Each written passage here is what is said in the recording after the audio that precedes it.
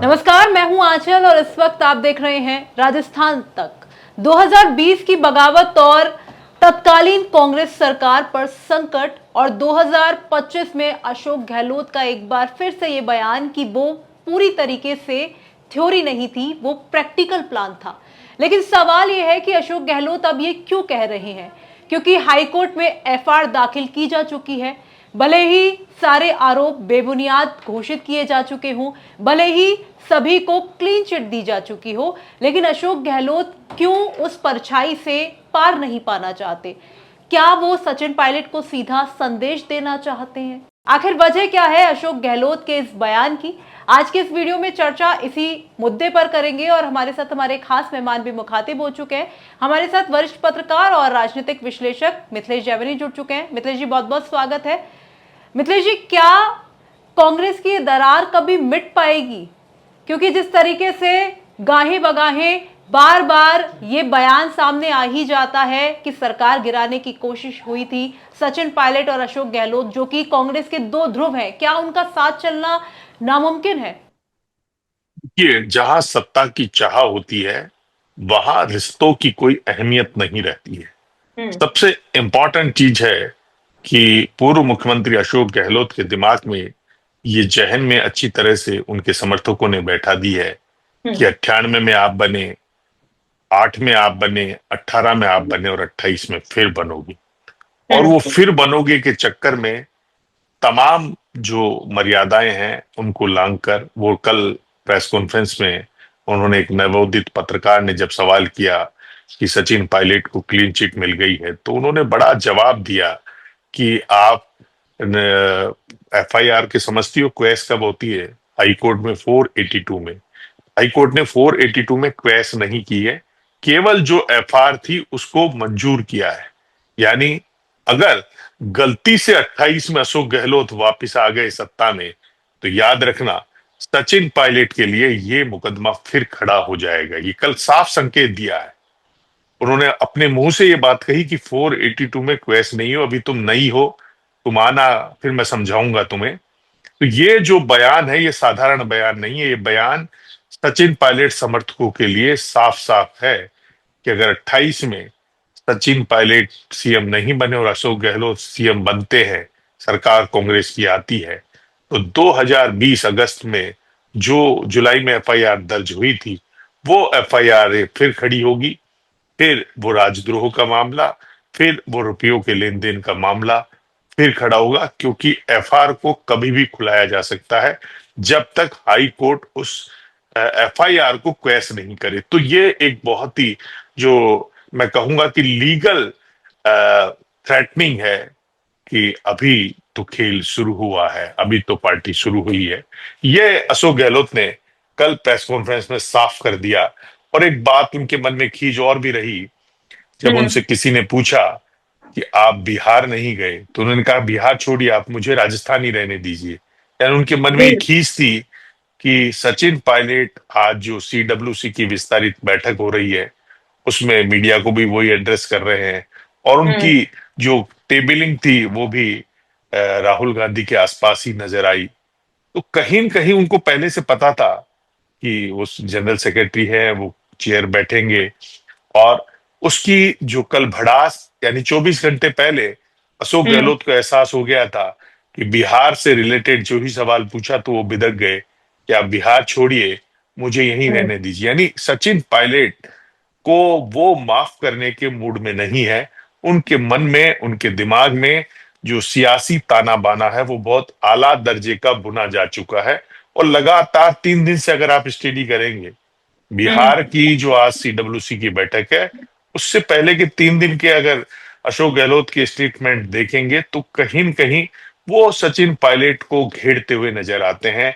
भीलवाड़ा में जाते हैं तो वो रामलाल जाट और धीरज गुर्जर को साथ लेके जाते हैं और कई बात वो बार बार उकेरते हैं। और जो सबसे बड़ी बात कही उन्होंने कि जो सरकार गिराने की साजिश थे, जिन्होंने हमारी अच्छी खासी सरकार की पीठ में खंजर घोंपा, हम्म। और जिन्होंने उन्होंने गद्दार, कोरोना नकारा कहा, उस पर मोहर लगा दी उन्होंने कल सबके सामने कि वो हम्म। कोई एक थ्योरेटिकल प्लान नहीं था, वो एक प्रैक्टिकल प्लान था।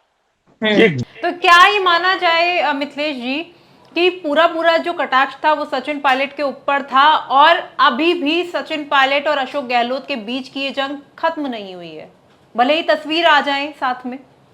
देखिए, जंग खत्म नहीं हो सकती क्योंकि अशोक हम्म। गहलोत को एक महारत हासिल है कि उन्होंने जितने भी उनके सियासी प्रतिद्वंदी थे, या तो बुद्धम शरणम गच्छामी हुए हैं या उनको नेस्तनाबूद किया है। ये उनकी सियासत का आज तक का ट्रैक रिकॉर्ड रहा है। सचिन हम्म। पायलट अभी उनकी इस ट्रैक रिकॉर्ड को तोड़ते हुए नजर आ, तो हम्म। वो नहीं चाहेंगे कि सचिन पायलट को यहीं घेरा जाए। और वो देखिए किस पॉलिटिक्स पे चल रहे हैं कि हम्म। नरेश मीणा से मिलने भले नहीं पहुंचे हों, लेकिन वो उन्होंने ट्वीट कर दिया।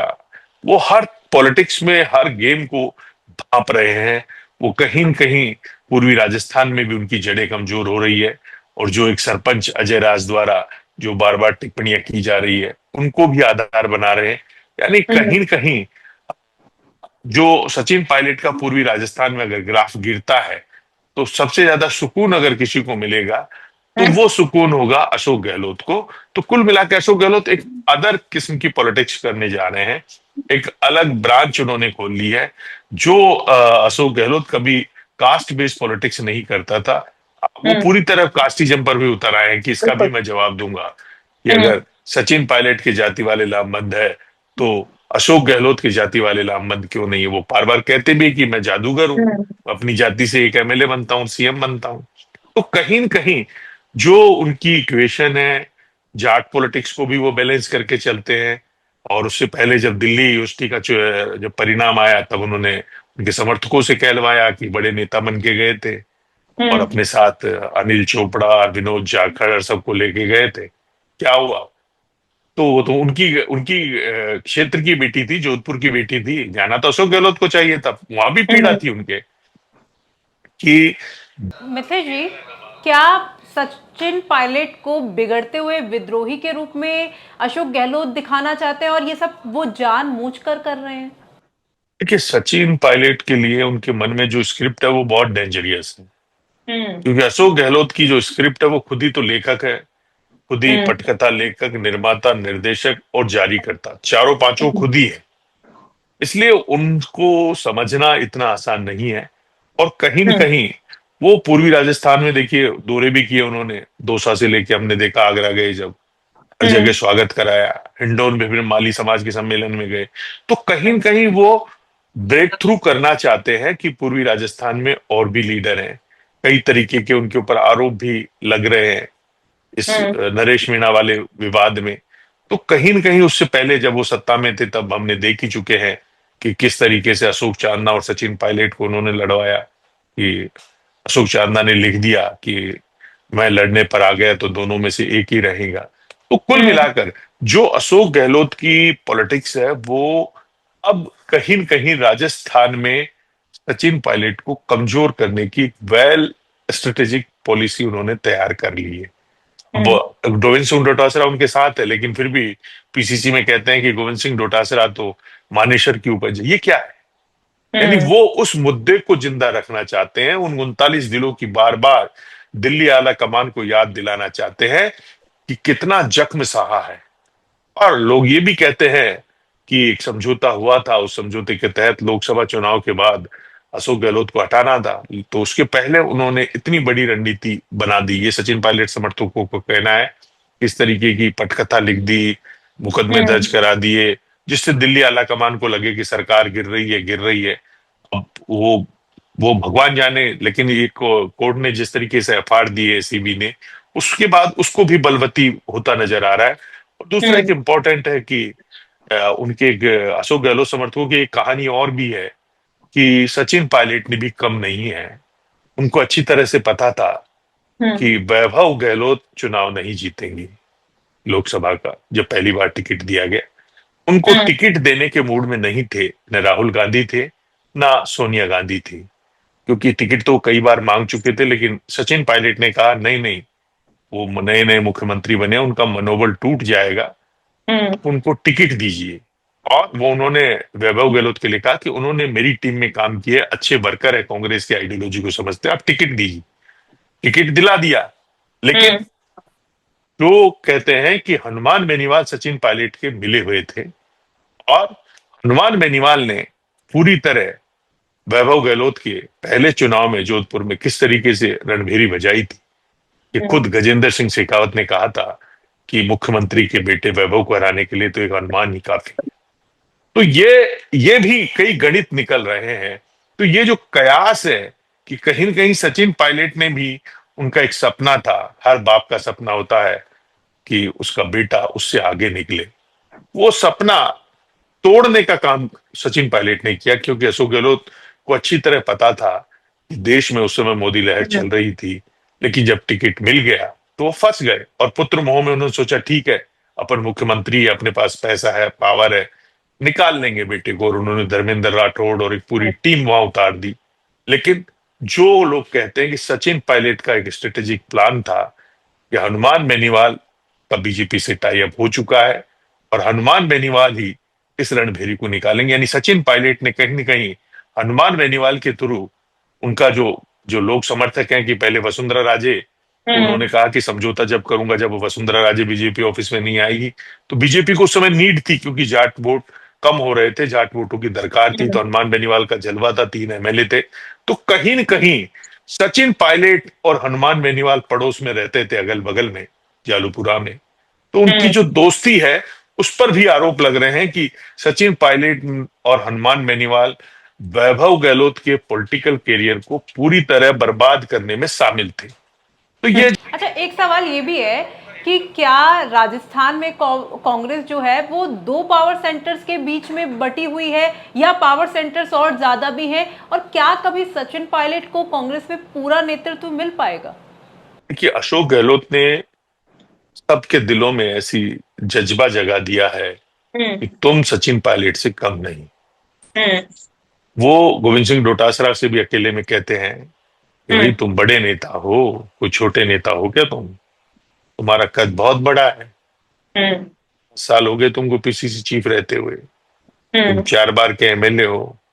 तो टीकाराम जूली को भी कहते हैं, और टीकाराम जूली का मुझे लगता है, कई बार होता ना, जाके कृपा राम की हुई, पापर पर कृपा करे सब कोई, जो बूथ सम्मेलन उसकी शुरुआत भी राहुल गांधी शायद राजस्थान में अलवर से ही करने जा रहे हैं। तो ये जो तमाम चीजें हैं, समीकरण है, क्योंकि अशोक गहलोत 2028 में या तो खुद सीएम बने, या फिर टीकाराम जूली उनके मंत्री रहे हैं और उनके चहेते भी हैं, वो बन जाए। यानी सचिन पायलट की राह में अभी बहुत रोड़े हैं। भी सचिन पायलट की राह इतनी आसान नहीं है, भले वो सीडब्ल्यूसी की बैठक में राहुल गांधी और खड़गे जी के साथ शेयर कर रहे हो, लेकिन कहीं न कहीं जो यूज है उनका, लोकप्रियता भी है, लेकिन अशोक गहलोत की तुनीर में अभी बहुत सारे तीर हैं। आप देखिए, कपासन में वो बिना बुलाए सर्व समाज की बैठक में चले गए, मैसेज ऐसा दे दिया कि मेवाड़ में मेरा जलवा है। तो सांवरिया सेठ में उनकी भीड़ आई, तो मैं भी तो जाके आऊं कपासन में। यानी अशोक गहलोत की जो इनर पॉलिटिक्स है, अशोक गहलोत की जो man to man hockey politics है, उसका काट अभी सचिन पायलट नहीं ढूंढ पाए हैं। और वो कांग्रेस में मैन टू मैन खेल रहे हैं। वो अपना जो निवास है उस पर एक एक से लोगों से मिलते हैं, रोज का उनका, उनकी जो सोशल मीडिया की फौजें हैं वो तैनात हो चुकी है। एक बार फिर से गहलोत सरकार, उनके कार्यकाल की पुरानी यादें आ रही है। लेकिन कहीं न कहीं सचिन पायलट को बहुत सचेत रहना होगा। अगर उन्हें 2028 में अगर सरकार आती है, तो सबसे पहले तो इम्पोर्टेंट है कि सरकार आए। तो अशोक, लेकिन सवाल एक ये भी है कि दोनों ही ये बात कहते हैं, चाहे अशोक गहलोत हो या सचिन पायलट हो, कि मैं थासू दूर को नहीं, राजस्थान उनसे दूर नहीं है। लेकिन अब सचिन पायलट के पास क्या विकल्प है? क्योंकि राजस्थान में वो अपनी राजनीति करना चाहते हैं, लेकिन अशोक गहलोत पग पर कोई ना कोई चुनौती उनके लिए खड़ी कर देते हैं। उन्होंने धैर्य का परिचय भी दिया है, संघर्ष भी खूब किया है, लेकिन शायद अभी क्या संघर्ष ये और लंबा है? क्या उन्हें अभी राष्ट्रीय राजनीति करनी चाहिए? क्या विकल्प है आखिर? देखिए, सचिन पायलट को या तो दिल्ली से अशोक हम्म। गहलोत को बुलाकर, या तो अशोक गहलोत की दो रणनीतियां हो सकती है कि सचिन पायलट को इतना मेंटली तंग किया जाए कि वो हम्म। खुद ही राहुल गांधी से कह दे कि साहब इनको दिल्ली बुला लो हम्म। मुझे, क्योंकि उनको 20-21 महीने हो गए बेरोजगार हुए, दिल्ली से कुछ मिला नहीं अब तक का, ऐसा हुआ नहीं। हम्म। तो एक पॉलिसी उनकी ये भी हो सकती है, क्योंकि अशोक गहलोत को पहचानना बहुत दुर्लभ काम है। तो हम्म। एक पॉलिसी ये भी हो सकती है कि सचिन पायलट को इतना प्रताड़ित किया जाए, इतना रोज संकट खड़ा किया जाए कि वो हम्म। सोचे कि मुझे तो राजस्थान में ही पॉलिटिक्स करनी है, मुझे तो राजस्थान में ही सीएम बनना है। तो क्यों ना मैं दिल्ली वालों से कहकर, जो दिल्ली वालों के दिल में उनके प्रति कड़वाहट है 25 सितंबर के बाद, उसको दूर करा के दिल्ली में कोई अहम जिम्मेदारी दिलवा दूं। एक हम्म। बार वो दिल्ली पहुंच गए, उनका डबल गेम होता है। तो फिर वो 3 साल में सचिन पायलट की जो दोब है उसमें मट्ठा डाल डाल के इतनी कमजोर कर देंगे कि गलती हम्म। से भी सरकार आई तो फिर वो ताज पहन लेंगे। उनकी डबल गेम है, इतना आसान गेम नहीं है अशोक हम्म। गहलोत को समझना, क्योंकि अशोक गहलोत ड्यूल पॉलिटिक्स के मास्टरमाइंड है। और उस हम्म। मास्टरमाइंड के तहत ही ये स्कीम्स के तहत वो काम कर रहे हैं। आज वो हम्म। अहमदाबाद में सूरज सोनी से, सैनी से, माली से मिलने हाँ। गए हैं। तो हम्म। वहां पे उन्होंने ट्वीट किया, तो वो बहुत अलग किस्म की पॉलिटिक्स कर रहे हैं। हम्म। और किस तरीके से आज एसआई भर्ती में सुप्रीम कोर्ट ने हाई कोर्ट की सिंगल बेंच के निर्णय पे मोहर लगा दी है, ये भी एक जीत है राजस्थान के नौजवानों की। सचिन पायलट का भी उसमें योगदान रहा है थोड़ा बहुत। लेकिन एक इम्पॉर्टेंट चीज ये है कि कल हम्म। उन्होंने पेपर लीक के मामले में जो बयान दिया कि मेरे पीएसओ को भी पैसे देकर पेपर खरीदना पड़ता है। अब देखिए, ये कहीं न कहीं, अगर मैं नहीं आऊं तो कांग्रेस नहीं आए, ये बयान इस बात को इंगित करता है। हम्म। इस बयान से साफ जाहिर है कि नौजवानों में मैसेज क्या गया है कि किस हम्म। कदर का करप्शन था कि पीएसओ को भी पेपर दे के खरीदना पड़ा। यानी वो ये एक तरफ तो ये कह रहे थे कि भाई मेरा इन्वॉल्वमेंट नहीं था, जो हम्म। सिस्टम चल रहा था उस सिस्टम में जो घुसा उसको मिल गया पेपर। लेकिन हम्म। कहीं न कहीं नौजवानों के जख्म मारे कर दिए, यानी कांग्रेस की जड़ों में मट्ठा डालने का काम भी कर गए कल वो। क्योंकि हम्म। लोगों को याद रहे कि वाकई पेपर लीक हुए थे, वाकई पेपर बिके थे। भजन लाल जी ने एक अच्छा काम किया कि आरपीएससी के 3 नए सदस्य बना दिए, एक जी। बहुत बढ़िया कदम किया है। राजस्थान के नौजवानों ने तीनों, दो आरएसएस बैकग्राउंड से है, एक हम्म। आईपीएस है, लेकिन तीनों बहुत साफ छवि के लोग हैं। तो हम्म। राजस्थान के नौजवानों में लेकिन एक और डर निकल के आया है कि जिस हम्म। तरीके से 13 डमी कैंडिडेट पकड़े गए, ये अभी भजनलाल जी के लिए चुनौती है कि। ठीक है, कांग्रेस की राजनीति पे ही एक बार फिर से लौटते हैं। मिथिलेश जी, पार्टी के अंदर क्या कुछ हो रहा होता है ये आलाकमान को पता होता है, लेकिन क्या वाकई कांग्रेस का आलाकमान कमजोर है या पता है लेकिन उस चीज को अभी इग्नोर कर रहे हैं? क्या पार्टी के आलाकमान को हस्तक्षेप करना चाहिए इस मामले में?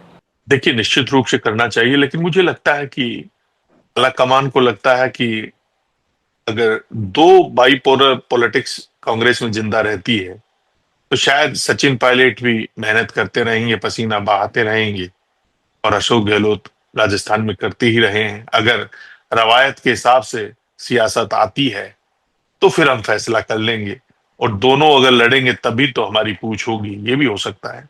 और कांग्रेस को लेकिन अब स्ट्रांग डिसीजन लेना चाहिए, दोनों को बुलाकर दिल्ली बात करके कि भाई आप क्यों बार बार हमारी, अगर सरकार गिराने की साजिश थी या नहीं थी, उसको क्यों उजागर करते हो। अब कितने साल हो गए, 5 साल हो गए। तो अगर आप भर्ती पेपर चोरी के मुद्दों को जिंदा रखोगे, अगर आप इस तरीके से बार बार सरकार को गिराने में और मिशन लोटस की याद दिलाओगे, तो फायदा किसको होगा? बीजेपी को होगा। तो ये दोनों मुद्दे ऐसे हैं कि खाई नहीं तो ढुलाई सही। अशोक गहलोत के दोनों मुद्दे अगर जिंदा रख रहे हैं तो ये आला कमान के लिए अलार्मिंग सिचुएशन है कि अशोक गहलोत खुद ही निपटा देंगे, आपको किसी की जरूरत नहीं है भजनलाल जी को, कि 2028 से पहले अगर अशोक गहलोत इसी तरीके का माहौल रखते हैं तो याद रखना जी, क्योंकि नौजवान नाराज रहेगा, और दूसरा लोगों को रहेंगे कि इनकी सरकार भी आ गई तो क्या होगा, एक दूसरे की टांग खिंचाई करेंगे और फिर ये सरकारें गिरेगी या होटलों में रहेगी। इससे बढ़िया बलने तो बीजेपी ही ठीक है। क्या मिथिलेश जी, कांग्रेस में अशोक गहलोत अभी भी ताकतवर है? तो अशोक गहलोत अपरोक्ष रूप से बीजेपी का बड़ा लाभ कर रहे हैं, फायदा साधारण नहीं है। तो ये बड़ा गेम है कि लोगों को याद रहे कि भैया सचिन पायलट को सीएम घोषित कर रहे हो तो वो कांग्रेस का गद्दार था। ये हम्म। अशोक गहलोत की बहुत बड़ी पॉलिसी है। और क्या मिथिलेश जी अभी भी अशोक गहलोत कांग्रेस में एक ताकतवर नेता है? क्योंकि आपने जिस तरीके से हमने बात की थी सचिन पायलट के पास क्या विकल्प हो सकते हैं, क्या उनके पास जो विकल्प हैं वो सीमित हो गए हैं? देखिए, अशोक गहलोत के पास खोजें बहुत है। जो आदमी 15 साल सीएम रह लेता है वो हम्म। बहुत बड़ा व्यक्तित्व हो जाता है। उसके हम्म। बाद बहुत बड़ा नेटवर्क होता है, उसके बाद बहुत बड़ी मैन फोर्स होती है, उसके हम्म। पास बहुत आइडिया देने वाले लोग होते हैं, उसके पास बहुत बड़ी टीमें होती हैं। और अशोक हम्म। गहलोत में एक गुण तो है कि वो जो भी लोग होते हैं उनको जोड़ के चलता है। हम्म। ये बहुत बड़ा गुण है। वो ईगोलेस है। आपने देखा कल प्रेस कॉन्फ्रेंस में छोटे छोटे जो नवोदित पत्रकार उनके भी कंधों पे हाथ रख रख के बातें कर रहे थे। हम्म। ये जो उनका अंदाज है, ये जो उनकी स्ट्रेंथ है, उस हम्म। स्ट्रेंथ की तोड़ सचिन पायलट को ढूंढनी पड़ेगी। क्योंकि हम्म। सचिन पायलट की छवि और इनकी छवि में वो कॉरपोरेट और लंदन पढ़े हुए हैं, और अशोक गहलोत सरदारपुरा की दिगंबर जैन स्कूल से पढ़े हुए हैं। तो ये बेसिक डिफरेंस है और इसकी तोड़ सचिन पायलट को ढूंढनी पड़ेगी जी। हम्म। क्या अशोक गहलोत पार्टी के थिंक टैंक के रूप में काम करेंगे या वो अपनी ही पॉलिटिक्स कर रहे हैं? आपको क्या लगता है? देखिए, ये तो आला कमान को चाहिए कि इतने अनुभवी नेता हैं तो उनका कैसे यूज करें, क्योंकि समय रहते उन्हें काम नहीं दिया गया। तो हमारे एक हम्म। कहावत भी है कि खाली दिमाग शैतान का घर होता है। हम्म। तो अगर अशोक गहलोत को फ्री छोड़ा गया तो हम्म। फिर आप देखना कि बड़ी मुश्किलें क्रिएट कर देंगे। जी बिल्कुल। और देखिए अशोक गहलोत तो उस पुराने स्कूल के माहिर खिलाड़ी हैं जो राजनीति की एक मशीन है, और सचिन पायलट अभी भी शायद उस राजनीति को सीख रहे हैं और उसमें वो साइडलाइन लगा दिए जाएंगे या अपने आप को स्टैब्लिश कर लेंगे, ये तो वक्त बताएगा। और वक्त ये भी बताएगा कि सरकार गिराने की वो साजिश जो थी वो कितनी प्रैक्टिकल थी, थ्योरेटिकल थी। ये सारी चीजें भविष्य के गर्भ में है। फिलहाल मिथिलेश जी आप इस वीडियो में हमारे साथ जुड़े, अपने तमाम जो मुद्दे हैं उन पर चर्चा की, आपका बहुत बहुत शुक्रिया। जो दर्शक हमें देख रहे थे उन्हें क्या लगता है कि अशोक गहलोत और सचिन पायलट की इस लड़ाई का अंत कैसे होगा? क्या कांग्रेस के आला कमान को उसमें हस्तक्षेप करना चाहिए या सचिन पायलट के पास क्या विकल्प है? आप कमेंट बॉक्स में अपनी राय हमें लिखकर बता सकते हैं। फिलहाल इस वीडियो में इतना ही। राजस्थान की तमाम खबरों के लिए देखते रहे राजस्थान तक। शुक्रिया।